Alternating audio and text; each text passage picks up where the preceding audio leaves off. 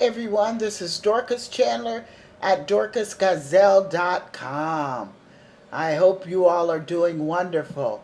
I have had a extreme blessed birthday and birthday month. I'm still celebrating. We're still in September. And I want to come online first of all to just say thank you. Thank you for all that you've done. To those that I was able to say thank you to at my party, and I appreciate everybody, and I appreciate um, the love notes and the care and the concern that you all showed me. Wow, it was overwhelming to me. I cried at my party because it was just a blessing. It was just something that I wanted to do, and I wanted people to come and eat with me, and I just wanted a hug. And I was wondering, why in the world did I want people to come and eat with me? And I thought it was because I eat alone most of the time. But what I realized was that it's not only because I ate alone most of the time, but it was because I really wanted to celebrate the fact that since 2015, my eating habits had changed, and I was just grateful for being another year doing something totally different. And I knew that my mom would have been proud of me for going to the doctor and eating right, because those are two things that she was constantly on me about. And so it was totally a blessing. And I just thank each one of you for what you've done for me down through the years, and especially those of you that come out to Changes from Within, Dorcas Gazelle website. Thank you. And I mean that from the bottom of my heart. Um, I appreciate what people do for me. And not only do I appreciate what people do for me, I try to show people that I appreciate what they do for me. Because one thing I realize and understand, that no one has to do anything for us. I was so encouraged by Marty, my friend that I've known since 1996. She was my secretary since 1996, and how that she knew what this meant to me, and she got in her car and drove from Utah, spent the night in a hotel, got back up, and drove to Phoenix the next day. And I'm telling you, that was some kind of sacrifice, some kind of friend. And she wanted to make sure that everything was done to my liking, because she worked for me so long, and she know pretty much my temperaments. And I tell you, and Stella, that helped coordinate things, both of them, I'm grateful to them, and I'm just grateful for everyone that showed up and those that could not. I'm blessed. And so today I want to talk about, just briefly, one of the things that was shared about me at my birthday party when they were going around asking people to say something about me. And it was my great niece who said they wanted to know, if you were to describe Dorcas, what was one of the things that you would describe her as? And what stood out in my mind was when my great niece said caregiver. My mind went back to how that I took care of my parents. And a caregiver is really more than just taking care of somebody in your proximity or a loved one. A caregiver is someone who cares for the emotions of others. Now, at all times, I don't always exemplify caring for the emotions of others, especially if I'm agitated or angered or upset or just stressed out. But what I try to do, is I try to refocus. And everybody that I come in contact with, I try to make sure that I don't damage them emotionally. Now, I know that that's not possible all the time because I know that I hurt people and people have hurt me. So it's not like that I got wings, that I'm an angel, because I'm not. But I'm talking about caregiving today because there are some of my friends right now that are taking care of their parents and taking care of their loved ones, and they've asked questions to me. And the only thing I can say about caregiving is that caregiving at times can be overwhelming. It can be exhausting when you're trying to care for someone else. Why would it be overwhelming and exhausting? Because when you're trying to care for someone other than yourself, you don't really, or I don't know if I should say you don't really. I don't know if that's a good terminology because I don't want to tell you what you don't know. But a lot of times we don't understand the love language of the person that we're taking care of. And I talk about love language a lot because the reason why is a lot of times we want to love people the way we love people. And that just can't be a realistic approach to love. Why, Dorcas? Because everybody has a different love language.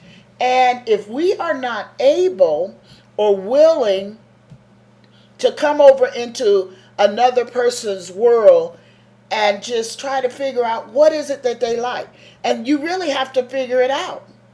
So if I give you cayenne pepper and you don't like cayenne pepper, I'm giving you something that I love, but it's not something that you love, so it causes conflict.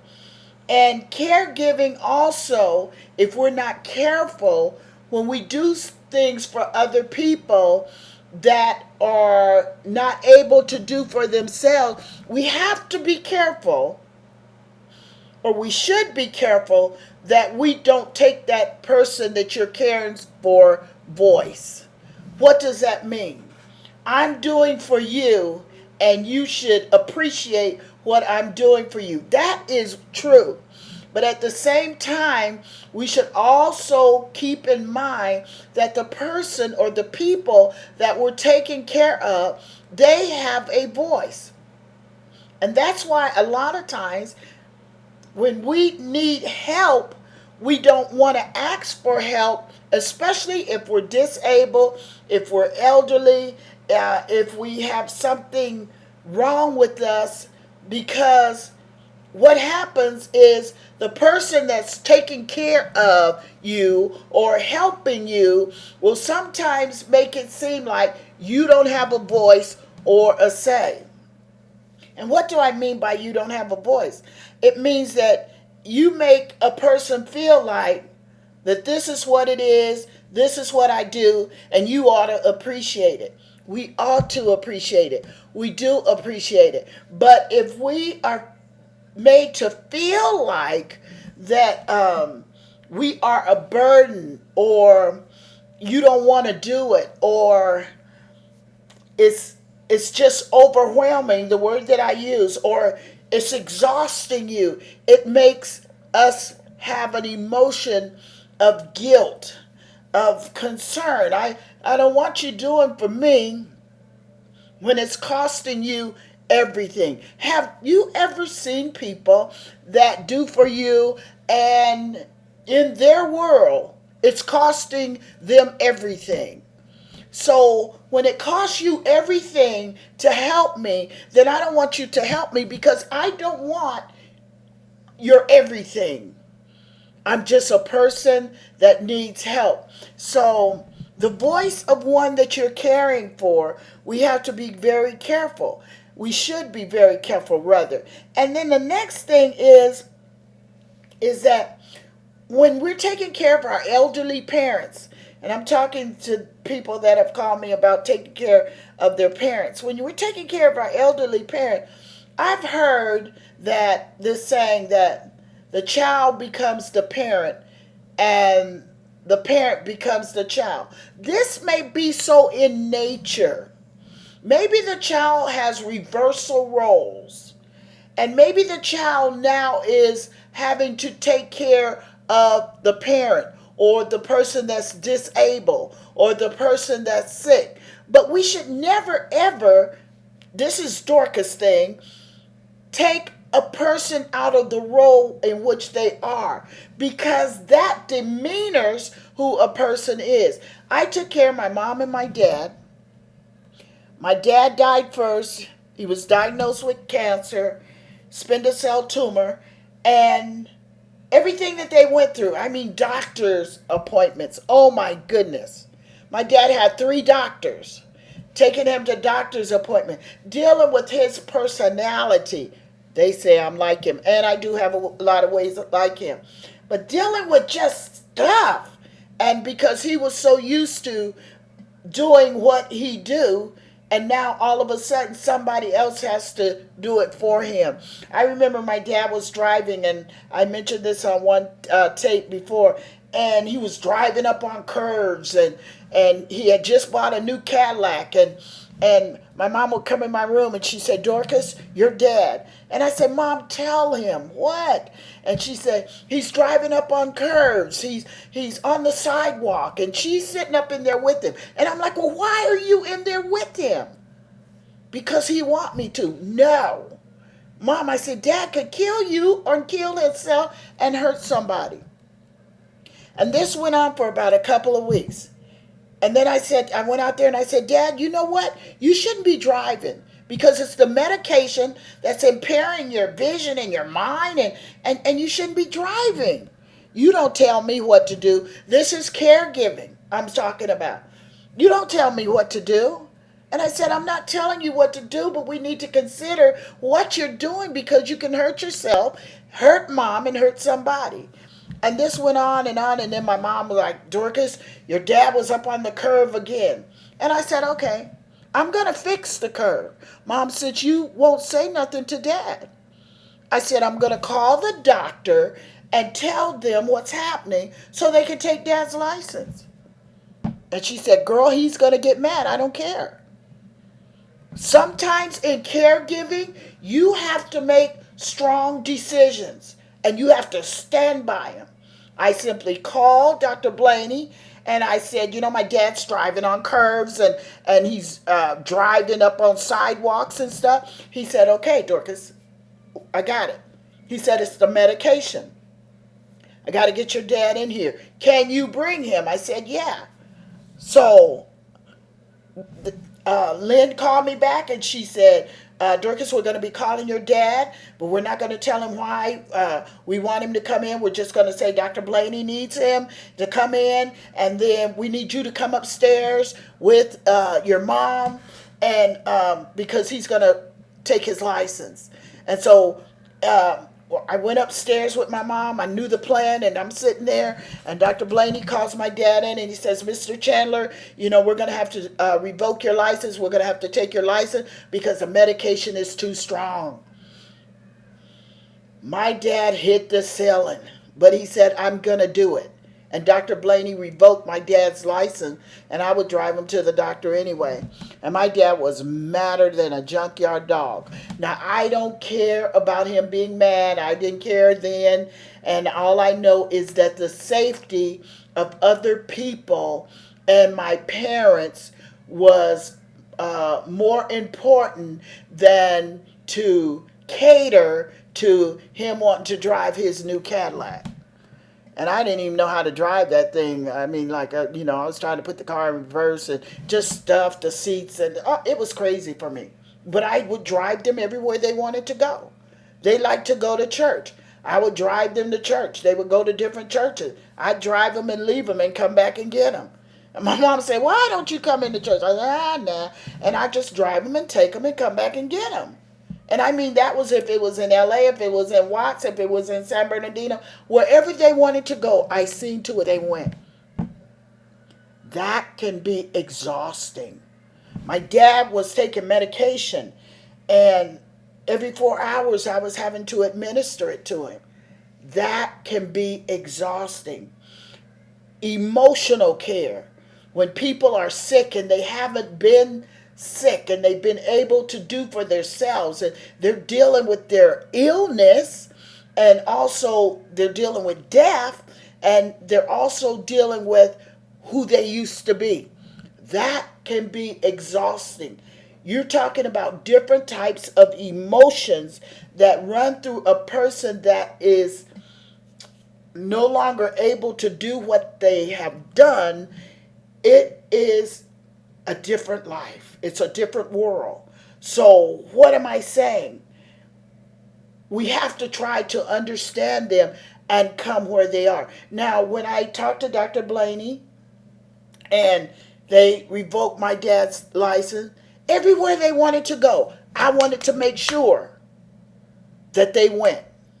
Even if it was Costco's or to the grocery store, where I would stop what I'm doing because I came over into their world. I understood a little bit, not everything, because we don't understand everything, but I understood a little bit how it could feel for somebody who's used to doing these things for all these years, and then you're no longer able to do them. I just wanted to make sure I was there. And I did. I mean, when I closed my school, I came home and I was full-fledged. Sometimes I would be working, trying to make money. And, hey, Dorcas, can you do this and that and the other? Hey, Dorcas, can you take me down to the hospital? I got to give blood. And sometimes I'm like, oh, my goodness. I have things I need to do. My bills are behind. And yet I'm saying, okay, Dad. Because what am I trying to do? I'm trying to come over into his world and try to see where he is. Now, most time when people are really sick, they don't come in your world. Sometimes they do. And the reason why I say that is because the way we are young, and the way we are when we're healthy, and the way when we can get around is normally the way we're going to be when we're old. If you're not willing to do something for somebody right now, unless they pay you or unless they give you recognition, or you have the mindset, all I do for you, when it's your turn or when you have to take care of somebody, it's different. But when it's your turn, oh my goodness, what you are young, that's what you gonna be old. I'm not kidding. And sometimes it is really exhausting. So what has to happen? We have to try not only to come over into their world, but then there is a balance where we have to take the pendulum and we have to say, okay, now I'm over in your world, but I need some rest. I'm over in your world, but I need some relaxation. I'm over in your world, but I need something to do that's fun. Because a lot of times, people that are needing help, they just want you to stay in their world. Not everybody. But I'm telling you from what I went through. And so, I want to tell you, it's the greatest joy that you will ever get in your life by taking care of your parents. I know it's exhausting. I know it's hard. And I'm just trying to share some of the scenarios with you to let you know that you can make it. And you can go through. And yes, it is a different life when the parents are healthy and you're healthy. You're doing your thing and they're doing their thing. But when their thing becomes your thing, it's a different world. So when we're taking care of people, we have to also not only be concerned about their emotional care, you have to be, listen to me, you have to be concerned about your own emotional care. If things are bothering you, you need to talk to somebody, or you need to talk it out, write it out, sing it out. Go for a walk, exercise. I'm telling you, exercise to me is the best thing in my world right now, because when I'm really stressed out, I can just exercise and it just relieves some things inside of me. And I do talk. As you can see, I'm talking it out right now. But I wanted to tell the person that was talking to me about their parents is that don't change the reversal of roles. I mean, you may have to change the reversal of roles. That's not what I mean. I mean, don't forget that's mom and that's dad. Don't forget that. That's mom and that's dad. Or don't forget that's my sister or that's my brother. Or don't forget that's my husband or that's my wife. Because when you start treating them like, look, you're going to do what I say because now you can't do it, conflict. And what we're trying to do now is do conflict resolution, things that are for peace. And if we want peace in the house, especially when people are going through and they're having sicknesses and diseases and all this other stuff and emotional concerns, we're living in an emotional world. We have to be cognizant of each other. You know, I was at the doctor's office on the first week of September, and I am a kind of person, I can walk in a room, and because I have experienced a lot of pain, a lot of emotional pain, I can kind of tell. You don't have to say nothing to me. I can kind of tell what you're going through. So anyway, I was at the doctor's office the 5th of September, and we're coming out the doctor's office, and I felt really good about the doctor's visit, other than I gained 1 more pound. And I said, look, you got to get this thing in order. So anyway, we're coming out, and I'm feeling good. I get in the car, and then all of a sudden the car pulls up beside, not really beside us, but like, because we're in the handicap spot, but she pulled up, and so I just heard in my spirit, Dorcas, that woman needs a hug. And I looked over, and Lori had taken my walker, and I had got up in the car, and she was in the car, she was ready to start it, and I just opened the door. I didn't tell Lori anything. And so this lady got out of her car, and I said, hey, good morning, how are you? To this lady, you know. And she looked at me, and she said, fine. I said, oh, I said, that's good. I said, I just wanted to say good morning to you. And so she started walking toward me in the car. I had the door open, and I said, I just want to give you a hug. And she said, oh, okay. And I gave her this real big hug, and she gave me a hug. And so she looked at me, and she said, I didn't know that we go to the same doctor. And I said, oh, like that. And so I said, well, you have a great day and God bless you. And she said, thank you. And so she walked on. And so when the lady left, and Lori's like, oh, Dorcas, I didn't know you knew her. I said, I don't. And she said, you don't know? I never seen that lady a day in my life. But just pain that people are carrying that we don't even know that they're carrying. And sometimes just a kind word. We don't have to go around hugging everybody. I mean, really.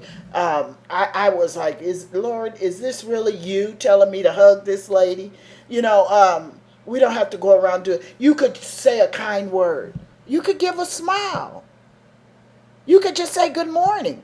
Sometimes I say, I'm off the chain. I say good morning. Sometimes people don't say nothing. You think I care? I just say it anyway. I wave at people here in my apartment. I don't know these people. They remodeling and doing all this stuff. I have no idea who they are. But you get back what you give out. You know, then I had another appointment, doctor appointment, the week after. And so I went to the doctor, my lung specialist, and I got back what I gave out. The lady that waited on me to do my lung tests and everything was simply wonderful. I mean, we had just a great time. And after the test, she's taking me in there to see this doctor. She's a new doctor because my doctor retired. And she took me in there and she was like, "What is your website?" And so she's writing down, and here the doctor is sitting down, coming in there. And she just took that thing and she went on out. So when I was leaving, she saw me. "Hey, Dorcas, I'm coming on your website. I'm going on your website." "Okay." And she gave me a website, and I went on, and it's fantastic. But I'm going to tell you about it. It has to do with food and weight, but I got to wait because I got to see what it's really about because I've been reading a lot of it. But what I'm saying, if you give it out, God will see that you give it back. So if you're a caregiver, try to get some R&R, rest and relaxation. Try to sometimes separate yourself from the situation. And when things seem so overwhelming and you don't really know what to do, and you feel so angry or mad or upset, here's the thing you do. Always try to overcome evil with good. Evil thoughts. "I'm sick of doing this. I'm tired of always feeling like nobody sees me and nobody cares for me and nobody appreciates me." Always overcome evil with good. And in other words, if I'm thinking that about you, then the next thing I need to do is I need to say, "Okay, but what does this person mean to me? This person, what have they done good for me? They brought my grocery. They brought my grocery to me. They sit and talked to me when I was crying. They helped me when I needed help." And I'm telling you, when you start replacing negative thoughts with positive thoughts about that person, not about, "Oh, let me look at the ocean." Yeah, you can do that too if you want to. But if you really want to overcome that that's bothering you inside of you about something that somebody has done to you, look at the good that the person has hurt you or you feeling like abusing you. And I promise you, you will get better. Overcoming evil with good. Your evil thoughts, your evil emotions. You're helping people and you really don't want to help people. You're mad. My life, what's happening with my life? Hey, the good you do, I promise you before God, it will come back. You know why? Because God is never going to let you do more than he do. Do more than he does. Do more of who he is. Never give up, never. If you are a caregiver, and it could be in your school, it could be, we're caregivers all kind of ways. I mean, I try to help people, take care of people. I try to listen to people. That's a caregiver. But also remember, include yourself in the equation, not being selfish, but understanding that if you're no good to yourself, you cannot be no good to no one else. Hey, this has been Dorcas Chandler at dorcasgazelle.com. And remember this, weight is more than food. And it's also more than what's on the scale, what the scale says. 340, 210, 109. Weight is in the mind. And when we can transform our mind and start thinking like God thinks, then we could be a whole lot better in this nation. This has been Dorcas Chandler at dorcasgazelle.com. And if anybody haven't told you today that they love you, bam, I love you. You go and you have a great week, a great day, and a great life. And love yourself as you love your neighbors. Bye-bye. Dorcas Chandler.